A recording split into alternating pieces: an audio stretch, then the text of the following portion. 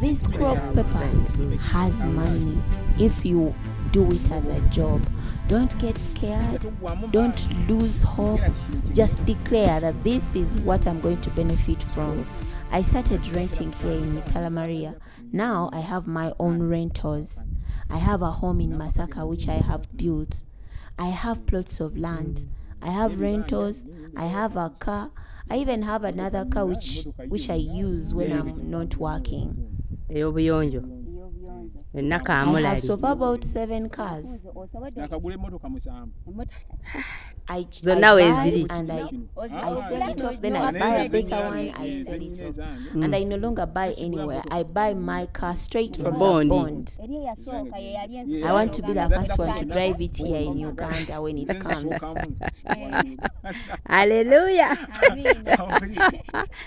Yeah, so you worked for it. Thank you so much for giving us this time. Thank you for doing this job.